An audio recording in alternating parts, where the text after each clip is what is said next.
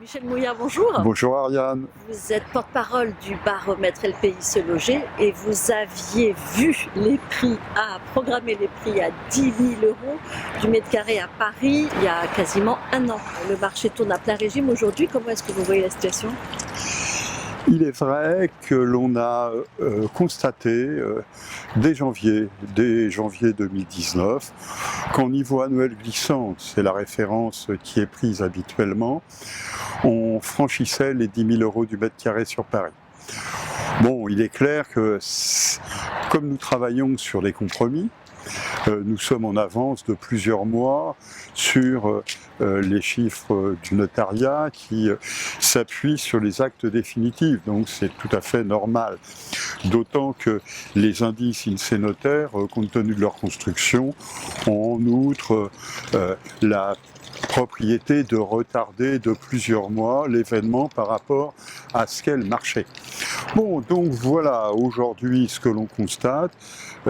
Au travers des chiffres du notariat, c'est ce que LPI avait bien compris déjà, en insistant sur le fait que les 10 000 euros du mètre carré commençaient à se propager, à se diffuser dans Paris. Alors bien évidemment, c'est parti 7e, 6e, 7e, 8e. Bon voilà, après on a eu du 9e, on a eu du 16e, les arrondissements centraux. Et depuis le début de l'été, nous sommes sur 10 000 euros et plus sur 12 arrondissements parisiens. En gros, il n'y a évidemment que le 19e, le 20e qui reste à la traîne sans aucune surprise, où on est péniblement sur 8 000 euros du mètre carré. Mais la particularité, même à 8 000 euros du mètre carré, c'est qu'on est au-dessus, bien au-dessus de ce que l'on trouve lorsqu'on franchit le périphérique. Alors bien sûr, si on franchit le périphérique pour aller à Neuilly-sur-Seine, on ne va pas être déçu puisqu'on est à 12 000 euros du mètre carré. Donc au-dessus des prix parisiens, au niveau des prix qu'on va trouver dans le 6e, dans le 7e, dans le 8e. Bon, maintenant, quand on regarde, on s'aperçoit que des prix à 8 000 euros du mètre carré, on y arrive péniblement sur quelques communes limitrophes de Paris. Levallois, par exemple.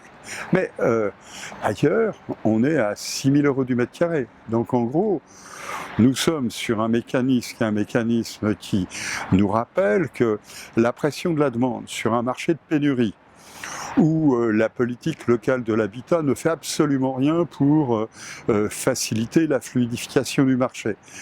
Sur un marché de pénurie, nous sommes sur des évolutions de prix qui renforcent les mécanismes d'exclusion, qui renforcent les mécanismes de recentrage du marché sur quelques catégories de clientèle. Sur qu'est-ce qui peut acheter aujourd'hui sur Paris. Soyons clairs, quand on y regarde, nous sommes sur soit des acheteurs étrangers, et même si les étrangers ne font pas la totalité du marché parisien, mais nous sommes sur des acheteurs étrangers qui peuvent venir parce qu'ils sont complètement affranchis des contraintes budgétaires.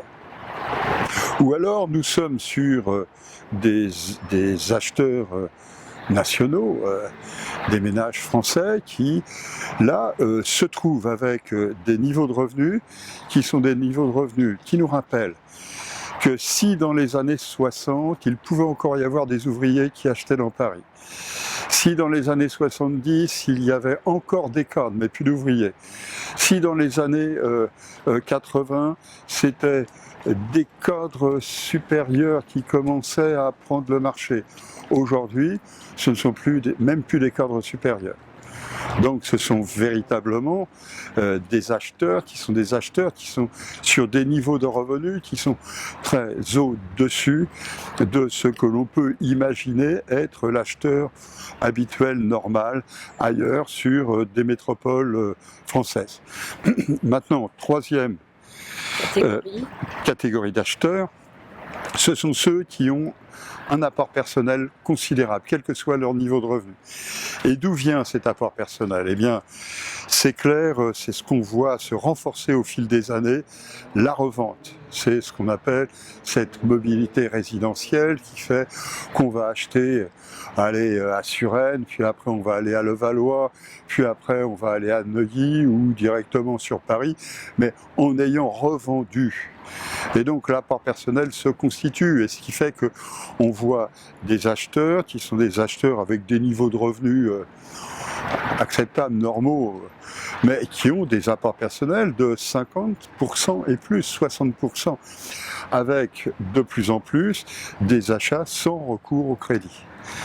Donc nous sommes vraiment sur un marché qui est un marché de pénurie, d'exclusion, et de renforcement des mécanismes de ségrégation. Donc aucune surprise dans ce qui s'est constaté. Il faudrait simplement être vigilant, voir que lorsqu'on parle de prix, lorsqu'on transmet une information, il est préférable que cette information rende compte de ce qui est en train de se passer, les compromis, et pas ce qui s'est passé il y a plusieurs mois, lorsque les actes définitifs de l'automne 2018 étaient signés.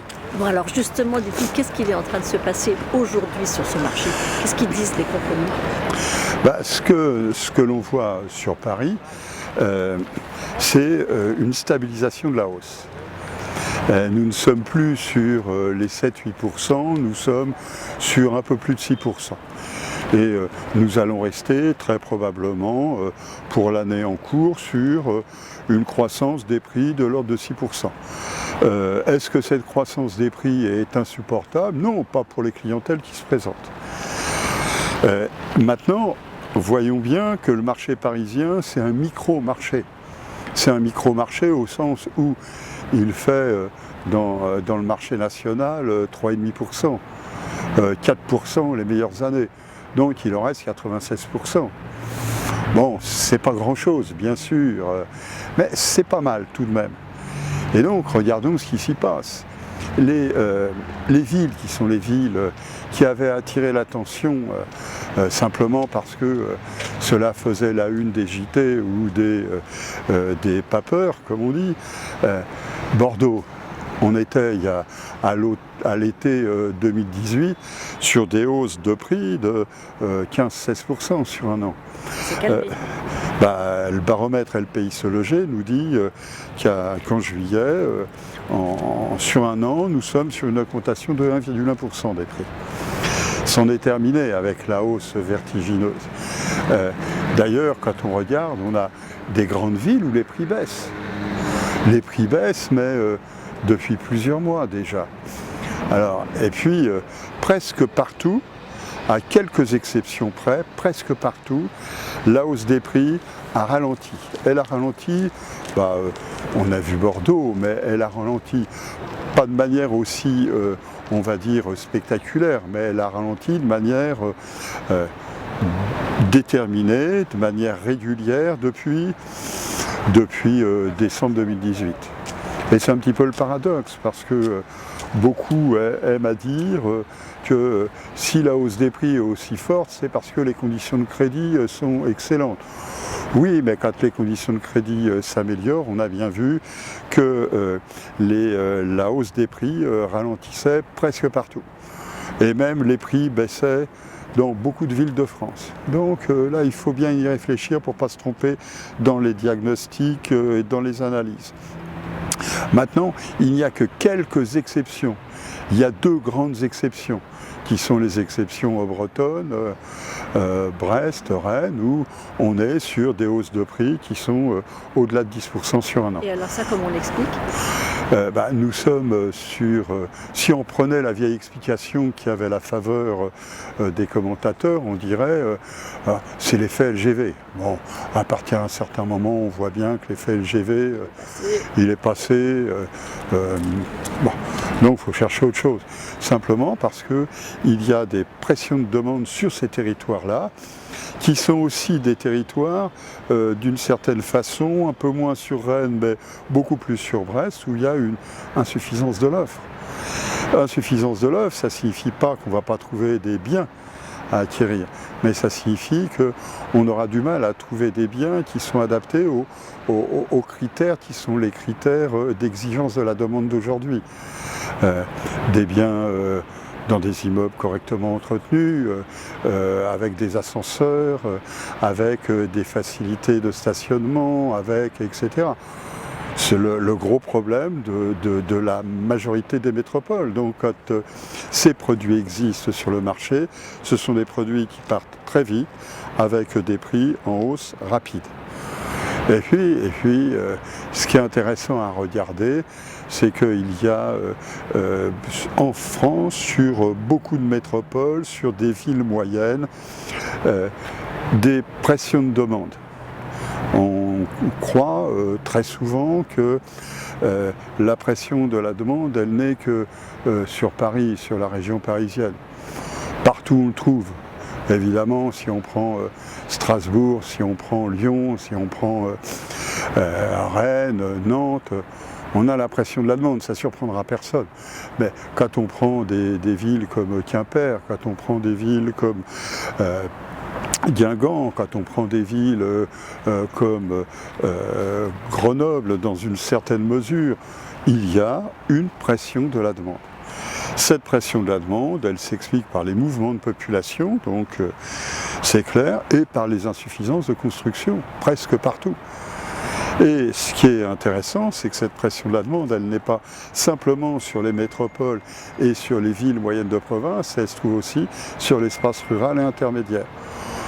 Faute d'une construction suffisante, faute d'une offre en quantité suffisante, compte tenu de ce qu'est l'importance de la demande qui se présente sur ces territoires.